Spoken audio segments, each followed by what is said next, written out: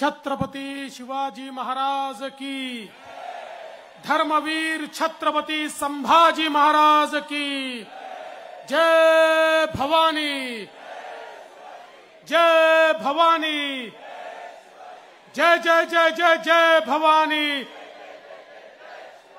जय जय जय जय जय शिवाजी, जय श्री राम, जय श्री राम। हिंदवी स्वराज्याचे सरसंस्थापक छत्रपती शिवरायांना मानाचा मुजरा करतो। भारतीय राज्यघटनेचे शिल्पकार भारतरत्न डॉक्टर बाबासाहेब आंबेडकर यांना मानवंदना अर्पित करतो। आजच्या आपल्या या बूथ प्रमुख आणि पदाधिकारी कार्यकर्ता संमेलनाला संबोधित करण्याकरता आपल्यामध्ये उपस्थित असलेले जगातल्या सर्वात मोठ्या राजकीय पक्षाचे अखिल भारतीय अध्यक्ष, आपल्या सर्वांचे नेते आदरणीय श्री जे.पी. नड्डाजी, मी आपल्या सगळ्यांच्या वतीनं आणि महाराष्ट्राच्या 12 कोटी जनतेच्या वतीने माननीय नड्डाजींचं मनपूर्वक स्वागत करतो।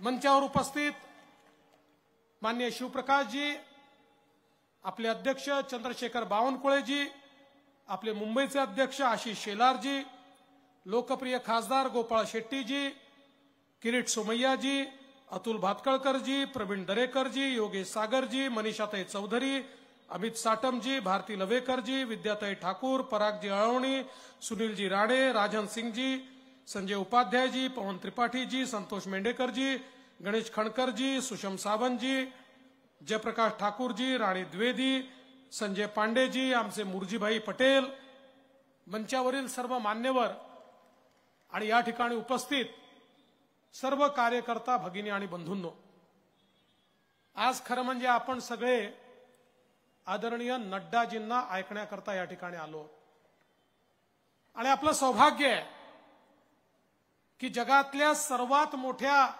राजकीय पक्षाचं जे नेतृत्व करतायत असे आपले राष्ट्रीय अध्यक्ष आज मुंबईमध्ये आले आणि सकाळपासनं सातत्याने निवडणुकीची तयारी करण्याकरता वेगवेगळ्या बैठका घेऊन आपल्या कार्यकर्त्यांना प्रेरणा देण्याचं काम त्यांनी केलं।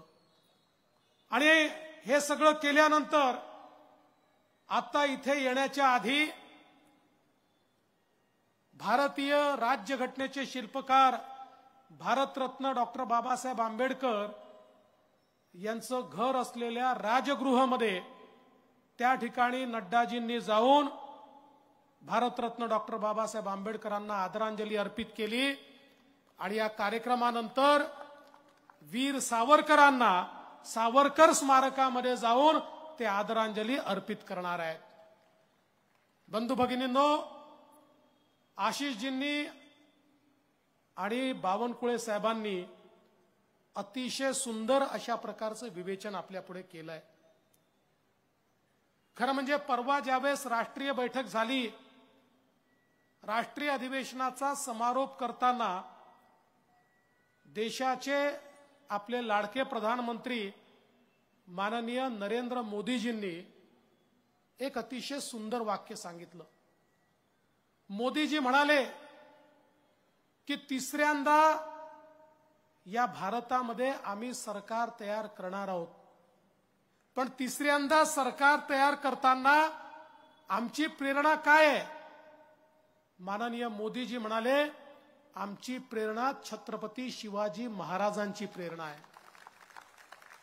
छत्रपती शिवाजी महाराजांनी हिंदवी स्वराज्याची स्थापना केली, छत्रपती म्हणून त्यांचा राज्याभिषेक झाला, पण राज्याभिषेक झाल्यानंतर एकही दिवस छत्रपती शिवाजी महाराज स्वस्थ बसले नाहीत। त्यांनी कधीही ते राज्य भोगलं नाही। दुसऱ्या दिवशीपासनं ते स्वराज्याच्या विस्ताराकरता बाहेर पडले। ते थेट स्वर्गवासी होतपर्यंत देशाची सेवा ते करत राहिले। मोदीजी म्हणाले आम्हाला देखील राज्य याकरताच हवं आहे, एकही दिवस एकही क्षण आम्हाला घरी बसायचं नाही आहे, या भारत मातेची सेवा करून विकसित भारत आम्हाला तयार करायचा आहे. त्याकरता तिसऱ्यांदा आम्हाला राज्य हे या ठिकाणी हवं आहे.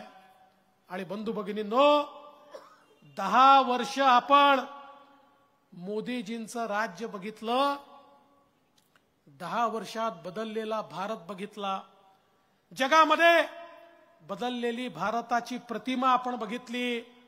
भारताचा आत्मसन्मान, भारताचा स्वाभिमान, भारतीयाचा आत्माभिमान सगळं बदललेलं आपण पाहिलं.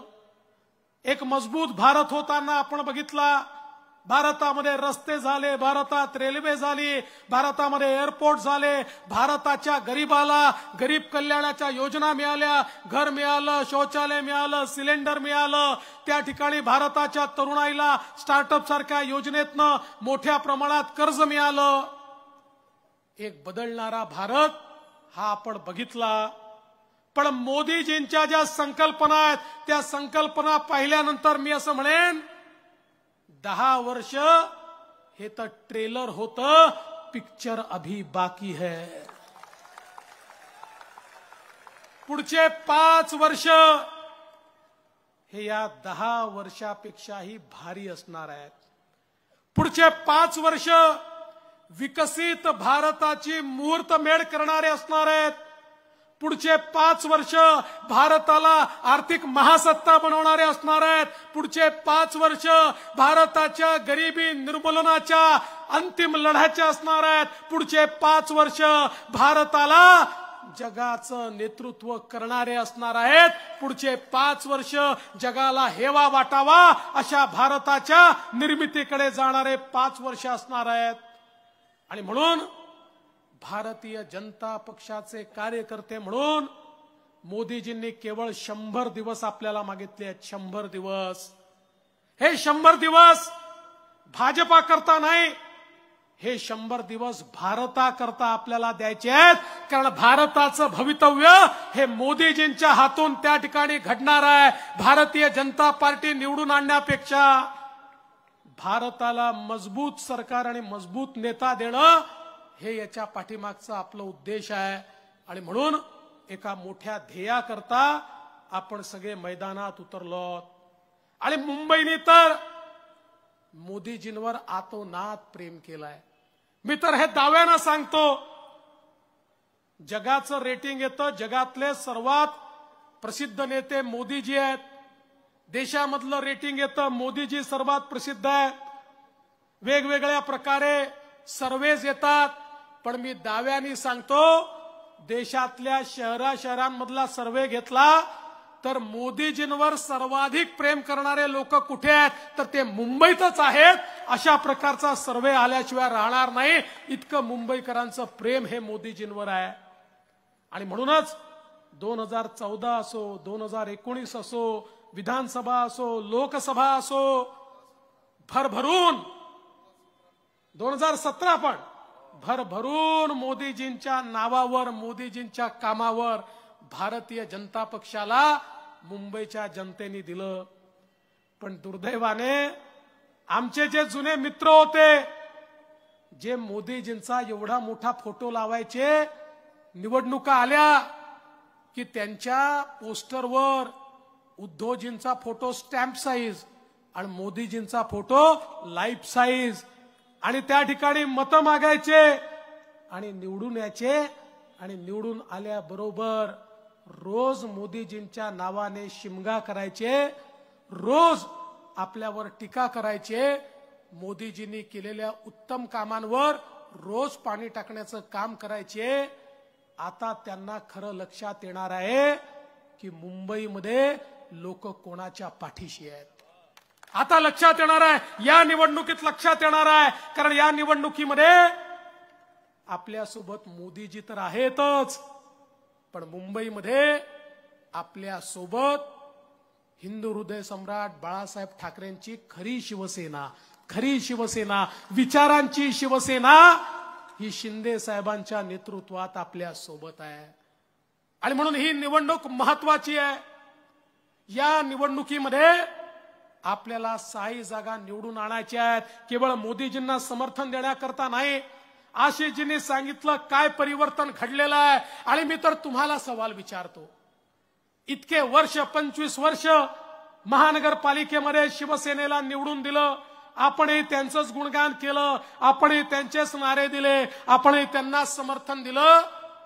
माझा सवाल आहे उद्धवजींना, माझा सवाल आहे शिवसेनेला, अरे 25 वर्षात तुम्ही केलेलं एक मुंबईकरांकरता महत्वाचं काम दाखवा, एक काम दाखवा.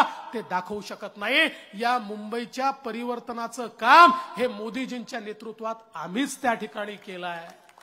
मुंबईची मेट्रो, मुंबईचा कोस्टल रोड, मुंबईची ट्रान्स हार्बर लिंक, मुंबईमध्ये सबअर्बन रेल्वेचं त्या ठिकाणी जाळाचं विस्तारीकरण, या मुंबईकरांचं 25 वर्षामध्ये 2 कोटी लोकांचं शौचाचं सांडपाणी हे समुद्रात तुम्ही सोडत होतात. 25 वर्षामध्ये किमान ते पाणी ट्रीट करून सोडलं पाहिजे, एवढं देखील तुम्ही करू शकला नाहीत. तेही करण्याकरता आम्हाला सत्तेवर यावं लागलं आणि आम्हाला ते करावं लागलं. आज त्याचं काम मोदीजींच्या नेतृत्वामध्ये आम्ही सुरू केलं. खरं म्हणजे मी एका शिवसेनेच्या म्हणजे उबाठा सेनेच्या नेत्याशी बोलत होतो. मी म्हटलं काय केलं तुम्ही? म्हणलं नाही बघा ना, मुंबईत रस्ते झाले, मुंबईमध्ये पुलं झाले. म्हटलं पुलं देखील आमचे गडकरी साहेब होते तेव्हा झाले आहेत, तुम्ही नाही केलेले. आणि म्हटलं तुम्ही जे सांगताय ना झालं, आमचे प्रमोदजी नेहमी म्हणायचे की मुलगा 18 वर्षाचा झाला की त्याला मिसरूड फुटतेच, त्यात बापाचं काही कर्तृत्व नसतं. त्यामुळे तुम्ही जे काही 25 वर्षात केलं तुमचं काही कर्तृत्व नाहीये. हे तर महानगरपालिकेने एवढंही नसतं केलं तर मग ही महानगरपालिकाच राहिली नसती. पण एकही गोष्ट या ठिकाणी ते सांगू शकत नाही की मुंबईकरांच्या जीवनात बदल घडवण्याकरता आम्ही केलं. बीडीडी चाळ, इतक्या वर्षापासून मराठी माणसाला त्याचं हक्काचं घर मिळालं पाहिजे, आपण त्या ठिकाणी केलं. धारावीचा प्रकल्प, सगळ्यात मोठा एशियातला प्रकल्प, काँग्रेसने वल्गना केली, करू शकले नाहीत. शिवसेनेने केली, करू शकले नाहीत. हे करण्याकरता या ठिकाणी मोदीजींना आणि भारतीय जनता पक्षालाच यावं लागलं. आणि जगातला सगळ्यात चांगला प्रकल्प तो होतोय की ज्या प्रकल्पामध्ये जे एलिजिबल आहे त्यांना तर घर मिळणारच आहे. पण आमच्या असं लक्षात आलं 1 लाख लोक अशी आहेत, म्हणजे 5 लाख लोकसंख्या की जी एलिजिबल नाही आहे. आम्ही स्पेशल प्रोजेक्ट तयार केला, म्हणतो जो एलिजिबल आहे त्याला तर घर द्यावंच लागेल, पण ते देत असताना जो एलिजिबल नाही त्याला हाकलून देता येणार नाही, त्यालाही घर द्यावं लागेल. त्यालाही घर देण्याचा आम्ही त्याच्यामध्ये प्रस्ताव आणला. आज धारावीमध्ये सगळ्यांना घर मिळतंय. एखादं मोठं शहर बसावं तशा प्रकारचं शहर आपण बसवतोय. गरीबाचा विचार, झोपडपट्टीवाल्याचा विचार, चाळकऱ्यांचा विचार हा कोणी जर केला असेल तर तो आम्ही केला. तुम्ही फक्त मराठी माणसाला भावनेच्या आहारी न्यायचं, 30 भाषणं करायची आणि मग निवडणुका आल्या की यांची ढोंगबाजी सुरू होते. आता बघा निवडणुका आल्या, उद्धव ठाकरे बोलायला उभे राहिले, पहिला डायलॉग त्यांचा असेल मुंबईला महाराष्ट्रापासून तोडण्याचं षडयंत्र सुरू झालेलं आहे. अरे कधीतरी सुधरा. मुंबईला महाराष्ट्रापासनं कोणाच्या बापाचा बाप आला तरी तोडू शकत नाही. त्यामुळे आता तरी नवीन डायलॉग शोधा. तेच ते डायलॉग करून मुंबईकरांना फसवण्याचं काम बंद करा. बंधू भगिनींनो, केवळ भारताच्या महाराष्ट्राच्या विकासाकरता नाही, मोदीजींचं 3री जी टर्म असेल या मुंबईतल्या गरीब आणि मध्यमवर्गीयांना त्यांच्या जीवनामध्ये परिवर्तन घडवणारी मोदीजींची 3री टर्म असेल. म्हणून आपल्या कच्च्या बच्चांच्या भविष्याकरता आपल्याला पुन्हा मोदीजींना निवडून आणायचं आहे. आणि त्याकरताच माननीय नड्डाजी आपल्याला मार्गदर्शन करण्याकरता आले आहेत. आणि म्हणून त्यांच्यात आणि तुमच्यात अधिक वेळ न घेता मी पुन्हा एकदा नड्डाजींचं मनपूर्वक स्वागत करतो. आपल्या सगळ्या कार्यकर्त्यांचं स्वागत करतो. आम्ही नेहमी म्हणतो भारतीय जनता पक्षाची ताकद काय आहे, त्याचे देव दुर्लभ असे कार्यकर्ते भारतीय जनता पक्षाची ताकद आहे. ही खरी ताकद या ठिकाणी आहे. या ताकदीला सलाम करतो, नमस्कार करतो आणि माझं बोलणं संपवतो. जय हिंद, जय महाराष्ट्र, जय शिवराय.